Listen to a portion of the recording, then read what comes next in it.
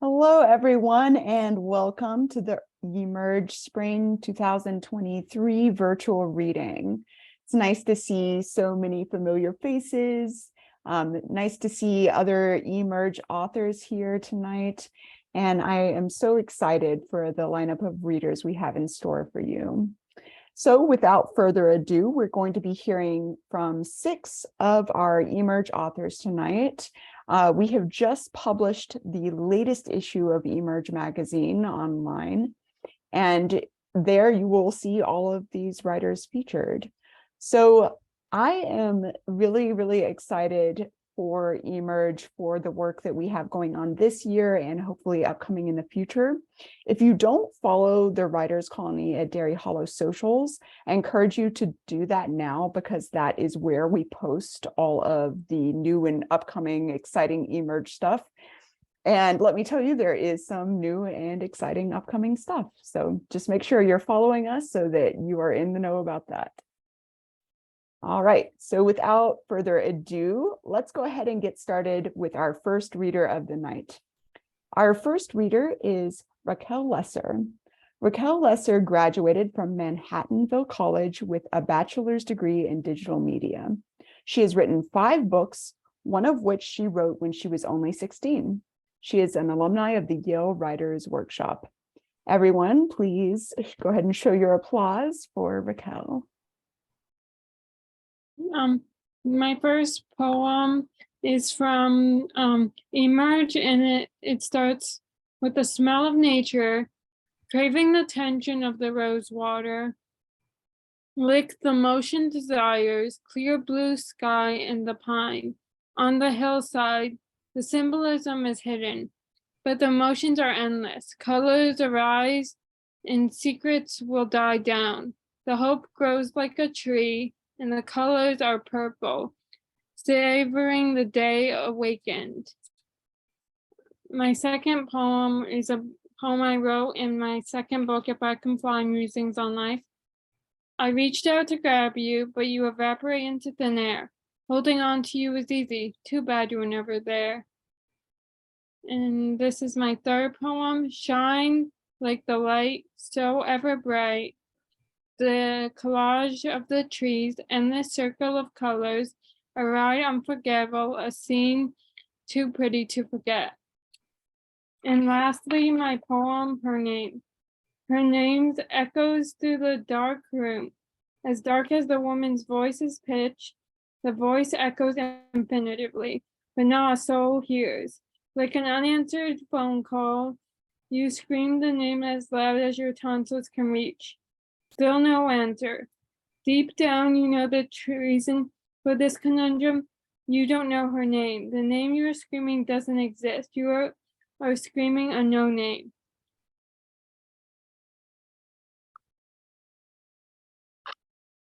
Everyone, please show your applause. Thank you so much, Raquel. It's always nice to get started off with poetry. All right. So our next reader of the night is Mary C. Lewis. Mary Lewis has been an enthusiastic participant in the communications process for more than 40 years. A 1976 graduate of Oberlin College, her career began in 1977 when she became managing editor of Ebony Jr magazine of Johnson Publishing Company. In 1980, she became a freelance writer and editor. She's written articles on young Black men, the making of the King holiday, and a renovated Apollo-like theater in Chicago for eMerge magazine. Her nonfiction book, Herstory, was published in 1988, and her essays are among those in anthologies published by Seal Press, Beacon Press, and the University of Georgia Press. More recently, Lewis has published short fiction in the winter 2023 and summer 2021 issues of eMerge. She's currently working on a historical novel. Everyone, please join me in welcoming Mary Lewis. Thank you, Joy. Tonight I'm going to read a story called Double Shifts.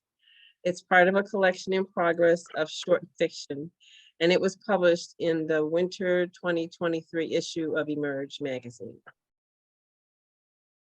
Carol Selena slouches on a broken bench in a laundromat near her apartment, hands vised in her lap, legs jittery about more than splinter stabs.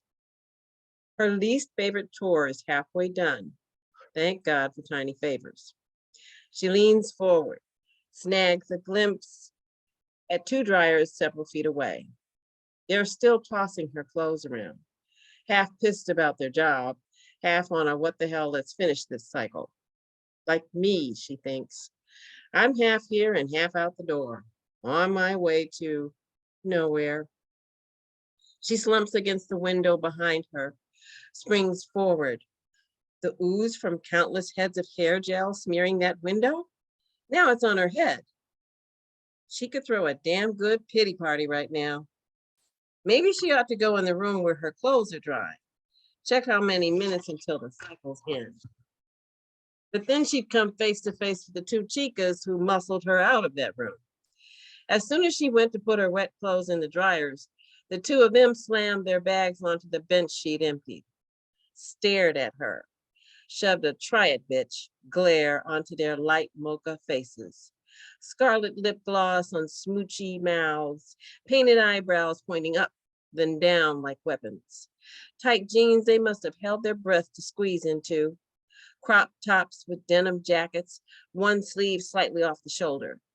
Blinding white sneakers they either just got or spent hours cleaning, probably with old toothbrushes. Shooting what sounded definitely like hardcore half threats in Spanish. Carol Selena puts them at like late teens. Maybe they just got dumped from foster care, spending their days stroking their phone screens, looking for anything, looking for someplace legit to be on a weekday morning. She spots their empty garbage bags dangling over the bench. She pictures them walking around with the bags, defiant, desperate. Maybe they escaped the gang thing in Central America and they're overcompensating. She flips open a notebook in her head, scribbles overcompensating on a page of other words that fascinate. Chicas and smoochy and others she wants to remember before they drift away. It's a 20-year-old game she plays when she's in the laundromat to chase away boredom, stop flicking spitballs at where she is and isn't, shoo shit that keeps buzzing at her, always ready to remind her how close she is to the edge. It nearly got her this morning. Nervous energy jackknifing through her, upping the risk of splinters, daring her to write down all the stuff in her head, like she keeps claiming she's gonna do someday. She pushes down on her knees to keep from jumping up. Going where, she couldn't say. What little money she has from a proofreading job that only took 9 weeks to get paid for, she sank a lot of it into a plane ticket. Supposedly a good idea, at first. Head to DC for 2 nights. See a nephew get married. Something she doubts will ever happen to her. Stay at a hotel, a friggin' hotel, with a big bed and 4 pillows, premium channel TV, maybe even room service, although that's probably pushing your luck, see.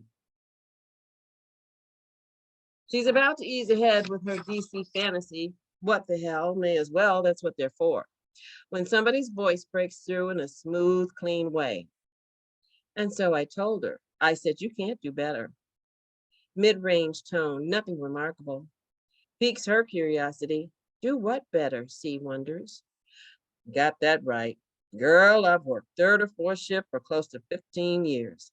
Good pay. Nobody's benefits are better. A deeper tone, scratchy. Decades of cigarettes? C is fully perked, ready to listen, gain some advice her bank account can use. Mid-range's response is muted, her head level with a washer as she dumps clothes in. C winces, her grimace hiding under her no-name baseball cap. The woman's face is awfully close to touching the gunk circling the washers in a ring. Only 2 things I'd change. Never hardly get to see my kids. Have to trust God to take care of them while I'm at work. Sometimes I pull up shifts, so I'm gone from 9 at night till now. Then got laundry, so time I get home, they're gone. I know. That's why I moved to 1st or 2nd shift. Did not like my husband spending all that time without me. The wheels on a laundry cart argue with the linoleum floor as mid-range scoots the rest of her clothes to another washer. Whole lot of trouble. 2 Black kids can get wrapped around without me watching them. But what else can I do? Got rent to pay, groceries to buy, trying to save a bit. A dryer door slams shut, coins pop in the slot. Pray, that's what, says mid-range. When all else fails, pray, they tell each other in unison. Chuckles cool the tension of having to make do with next to nothing. C knows. The woman with the problems introduces herself. Thelma, she tells mid-range. Loretta's her name. She starts telling Thelma about the church she attends, says it helps her feel a smidgen better, just enough to get her and her husband through Sunday dinner, dessert, and dishes. And then it's back to that Monday stuff again. Thelma says, I got a bad back from hauling mail bags. Whoever is thinking about a job at the post office, tell them they need a mule's back. C likes the sound of them. She hadn't thought about working at the post office, but it couldn't join her fantasies. Her back is too weak. She grabs her semi-legit laundry bags, 1 cloth, 1 recycled from plastic, doing extra duty for groceries and library books, pushes off from the bench and heads back to where the chicas reign. Screw them and their hard eyes and tough words. She will play herself, a strong-spine woman with a bitch in reserve. Thank you.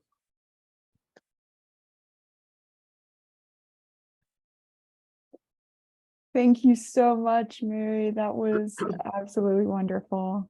I know I speak for everyone else here as well. All right. So our next reader is going to be John L. Swainston. John started writing poetry to cope with feelings of isolation during COVID. He learned the craft by taking Zoom classes in poetry and writing at Turning Point, a supportive organization. His first published poem was by Journal of Expressive Writing. He is a member of the Journal of Expressive Writing, Mystic Poet Society, the Writers' Place, and the Kansas City Writers Group. He has had other poems published with 3 awards. A poem in Veterans Voices received Editor's Choice Award. His first book of poems, Memory Box, was published in spring of 2022. He is a retired finance executive, college adjunct professor, and Army veteran. You can find more at johnswainstonpoet.com. Everyone, please join me in welcoming John.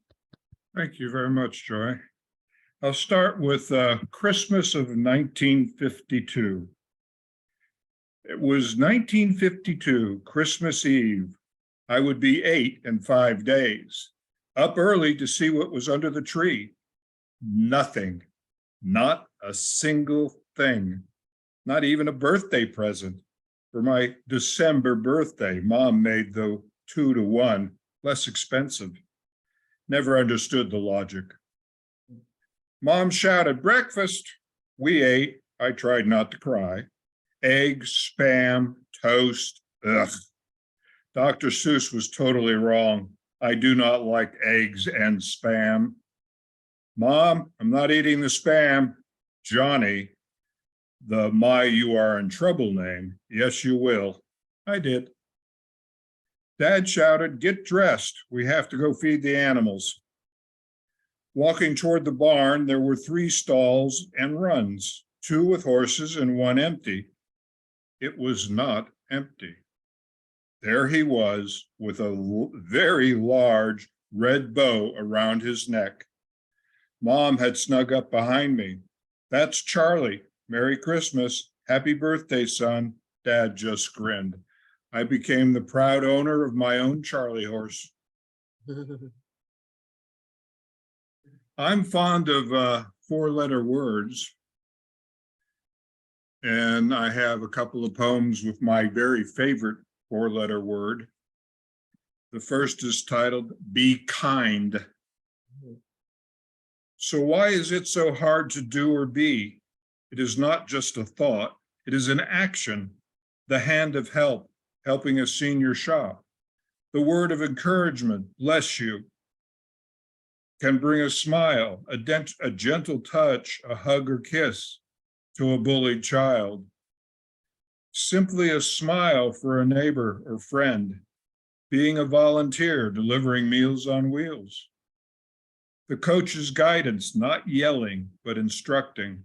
Reach out, act, not once, not twice, every chance it presents itself. Then you will be remembered as kind. You find out in life where sometimes kindness just creeps up on you when you don't expect it.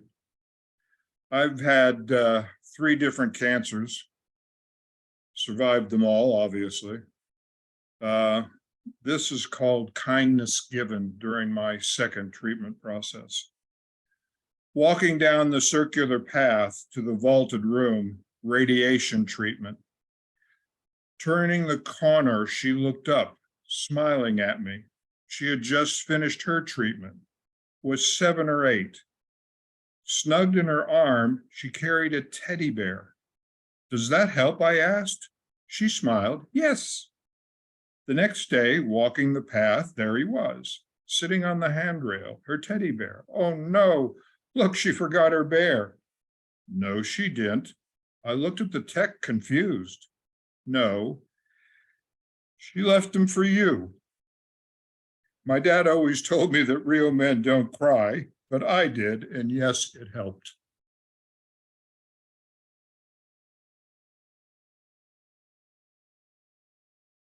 The next is walking. Mary Chaplin Carpenter wrote a poem, Jubilee, and in that it has, I can tell by the way you're walking, you do not want company. That was my prompt. You are mad. Your room is a mess. You did not clean it as asked. You got scolded. Your head is down, eyes fixed on your toes. Your stride is short, each step taken with great care.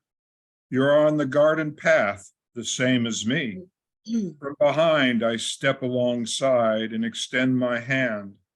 I can tell that you see it, but will you take it in yours? Without a look, you reach for mine. We stroll together, no words spoken. The sadness will so soon be gone. Father and daughter, hand in hand.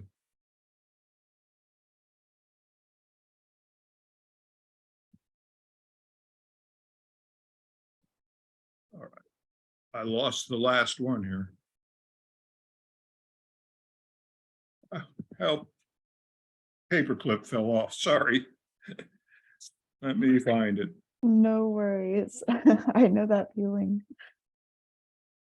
That's embarrassing, but whatever.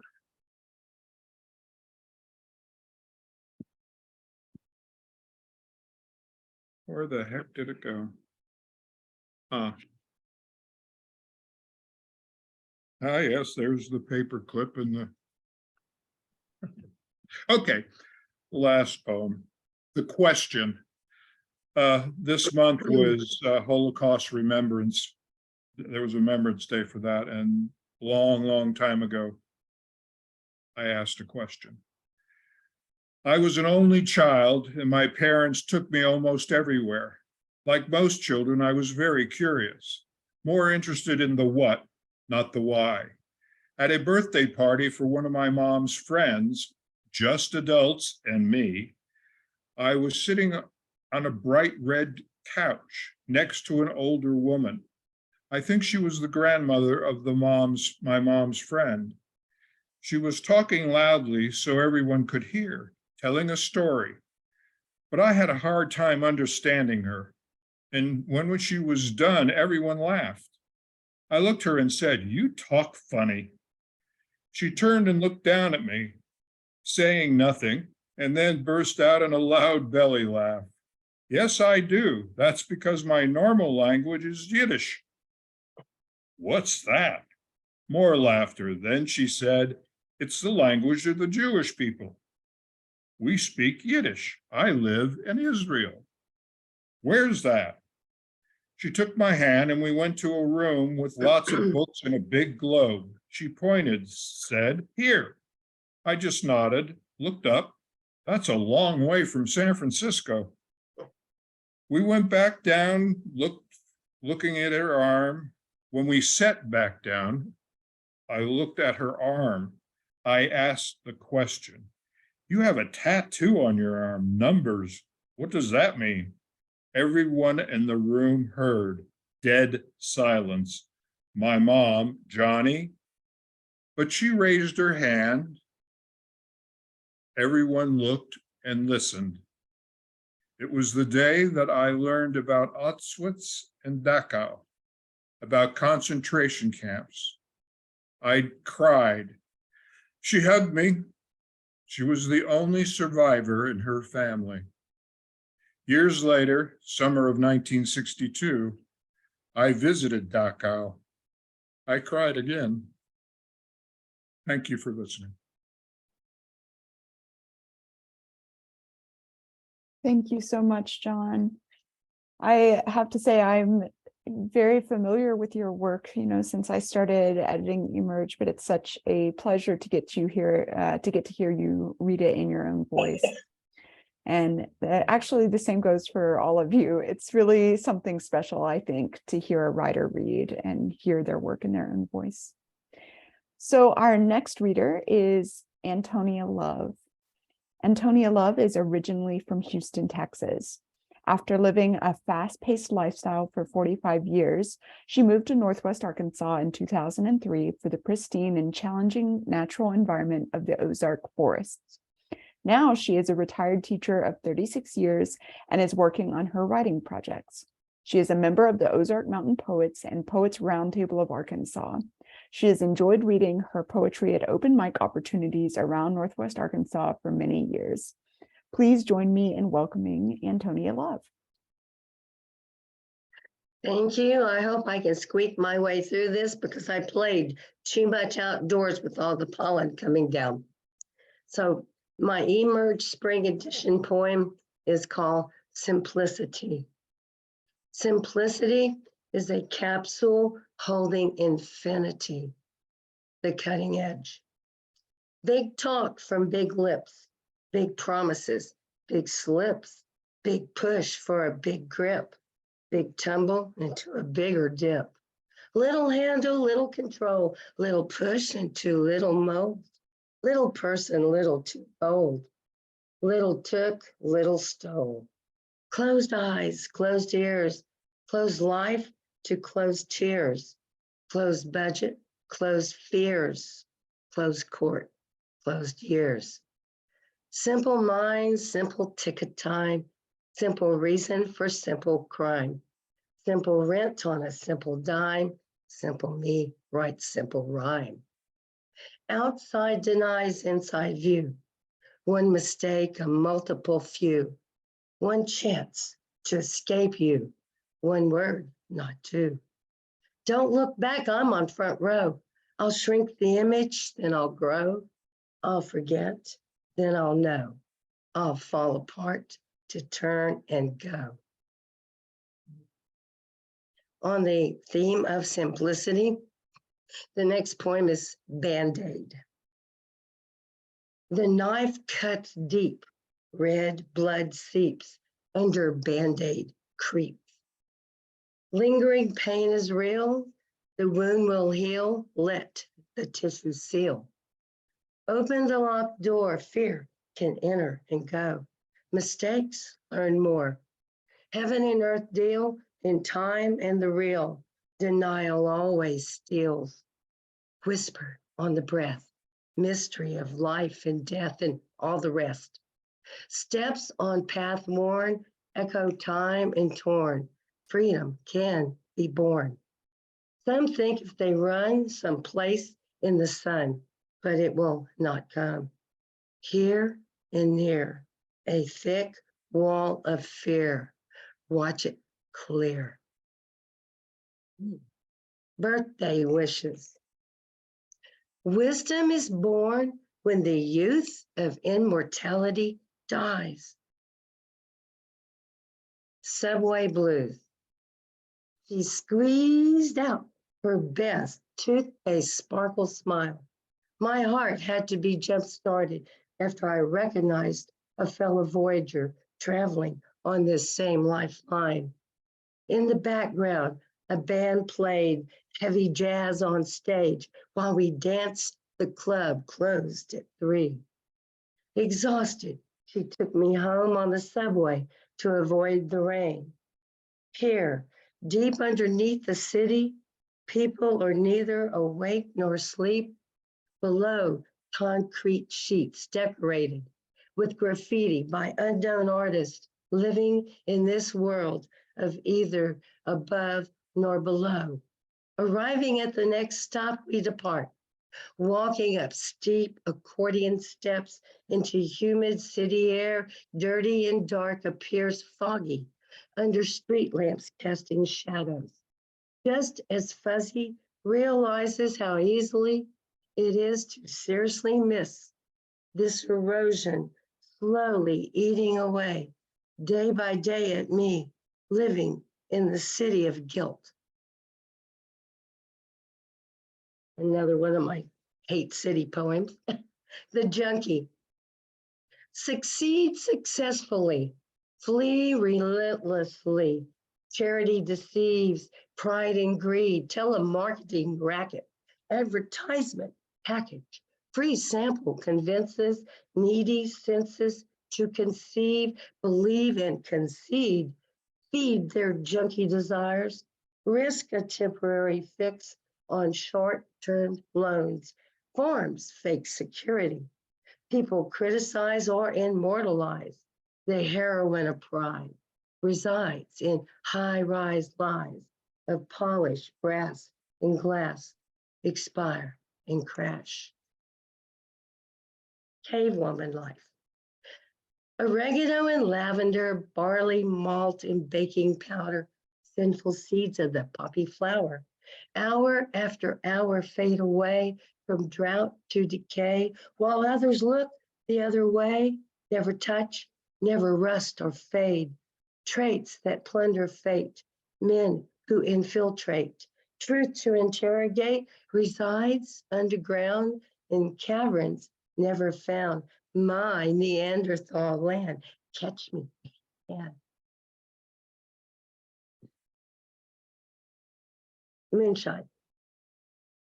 I write with a veil shielding my eyes, hide tears within words, drink intoxicating rhyme, until drunken on my knees and look up at billions of brilliant stars and pray to a moonbeam.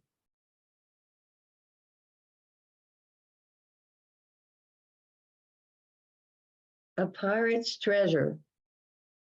A pirate knows when to expose what others scheme and dream. Truth flickers from a star's twinkle and weeps to a rolling wave. Illusion's sting remains in fading light one last gleam. Reality rises, not denying its prison was a subterranean cave. Rushes free on the seventh sea to swirl in frothy green. Salt settles on sunken treasure of slimy, war-torn metal, lying timeless in a cradle of cracked and broken shells. Lost forever in time, misty terror rings from rusty bells, chimed in whispers of syncopated mirrors of you and me, leaving treasure hunters clueless fragments of crusty braille. Single-mast sail glides restless on a delightful wave. A moonlit tide limply lurches a ship side to side, creaky and frail. Through breezes that shift over ridges and rifts, a timeless gift wrapped in a love song singing to foreign ears, mixed with salty tears, glides on a celestial tide of rainbow light that sparks a solar trail. Thank you. Thank you so much. Thank you so much, Antonia Love. And to continue with some more poetry, our next reader, hailing all the way from the Philippines, is Trezio Mayores. Traziel is a student from the Philippines who likes getting lost in her thoughts. She loves the rainy season, but treats the sun as her muse. She also spends most of her time writing on her blog called Ramblification when she's not busy cuddling her cat. You can reach her on her Twitter account, and I will let her put that in the chat later to say hi. Please join me in welcoming Traziel. My first poem, am I audible? Am I audible? Okay. My first poem is forthcoming on a digital magazine called Tap into Poetry, and it is titled Doors. Doors. Life is like a series of doors. You open one after another. Sometimes one can be easy to unbar. As a puff of breath, the door would release. Sometimes it can be hard to push ajar. Heavy metal, crooked knobs, and rusty hinges. It's exhausting, but you can't go back. You'll see a series of open doors behind that you fought hard to get past. You realize, though it's hard to crack, none of these doors were locked. My second poem is entitled Time Travel. Time travel, like an ick, a constant pop-up in the brain. A trailer must not spoil. Prologue must intrigue. But I'm dying to know what my future holds. What I do, what I'll be, but no certainty. The path's luminous, patient end, not enough to light murky maze of mind. To gallivant, the need to skip, peek and gaze the final cut. Scared of a void, I read the book from the back.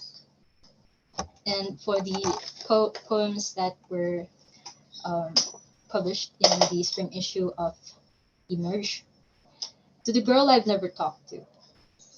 We only felt the same breeze, stared at the same star, held the same bar, forget. But we never talked, nor even spoken a word. But in my head, everything in my world, there's nothing you've never heard. And for the last poem, it is entitled Medication Number 1, The Sun. They say a little sunshine would help. It's just out there, don't lose hope.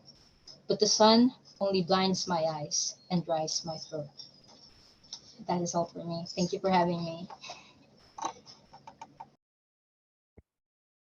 Thank you so much, Traziel. That was amazing. And I believe that is rounding out our poetry for the night, because I believe, and I could be wrong, our last reader writes mostly prose. So please join me in welcoming our final reader, F.C. Schultz. So F.C. Schultz is an author and poet whose work has appeared in Everyday Fiction, the Of Gods and Globes anthology, Ecstasis magazine, and others. He loves writing stories that place one fantasy element into an otherwise realistic world. He's published 4 fiction books, 2 poetry collections. He's the poetry editor for the Joplin Toad and lives in the Midwest with his wife and 2 kids. Please join me in welcoming F.C. Schultz. Thank you for having me. I am actually going to read just a few poems tonight, since I have a poem in the spring issue, so I figured I would read a few there just to give a little taste of that. This first poem is actually from my first poetry book. It's called An Honest Life is Immortal. It's called The Trouble with Titling Poems. I'm hesitant to title poems Tuesday or The Cat, because what if I write about a spectacular Tuesday, then maybe 3 years later, I win the lottery on a Tuesday? Or say my black cat cuddles comfortably in the crevice between my curved legs, then the next day I see a Maine Coon the size of a bear cub. After I've sufficiently wound myself up, Oliver comes to mind and chuckles a little, for she never ran out of things to say about nature and people. Her poems still move me with their simple titles like The Sun and The Orchard. I know she had seen 30,000 suns, and I wouldn't bat an eye if you told me she'd walked that many orchards. This next poem is from my newest collection. I'm trying to make poetry more accessible in our area down here, and so we started a new thing called Tiny Toad Press, where we just print tiny little, like, I mean, here's the context for the regular size, and so it's just 8 poems, and these are all nature poems from the area here. Trying to make it very accessible, cheap for people, as easy as possible to get them into poetry. So this first one is just called Nova. It's just a short little poem. You know you're local when you see a donkey out of context and know her name. This next poem is called This Little Flat Part. As I sit on this little flat part of land where our house now stands, I think about the duck-billed dinosaurs who nested here, about the mastodons who thundered where we roast s'mores. Our 0.29 acres, once frontier, where an Osage son downed his first buffalo, today, my son sleeps. Someday, maybe a century on, this little flat part might be a place to bury the dead, or a parking lot. This last poem that I'm going to read is actually the title poem, Fox World. And you can, this first one was published by Pubhound Press. They're a local poetry press here in town.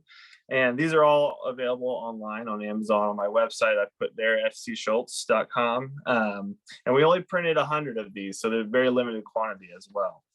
But yeah, this last one is called Fox World.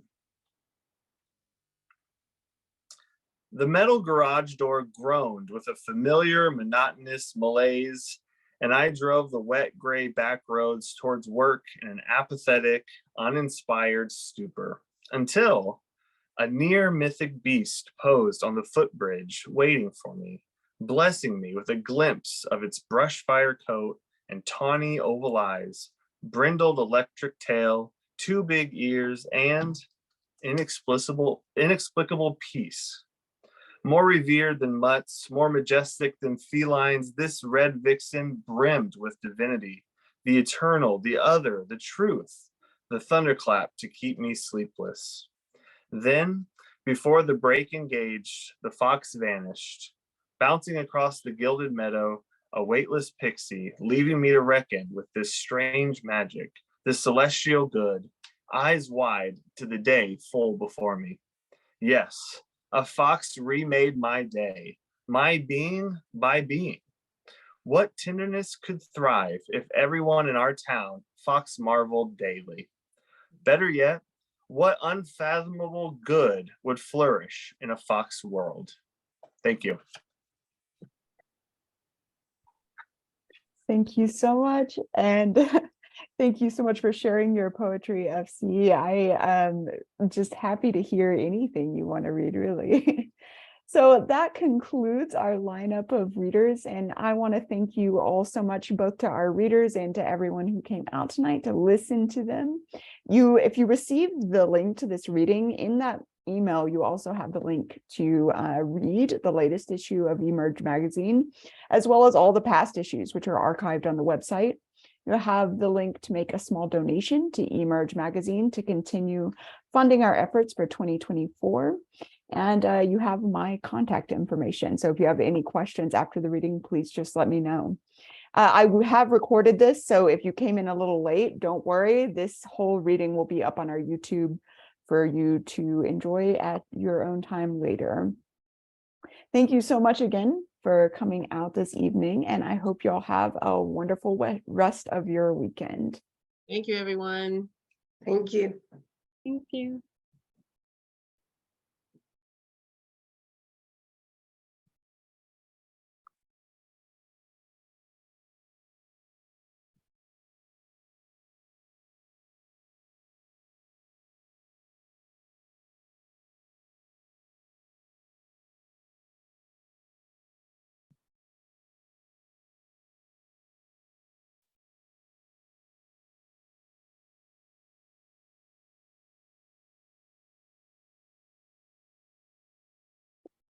Antonia, a special thank you to you for persevering through your laryngitis.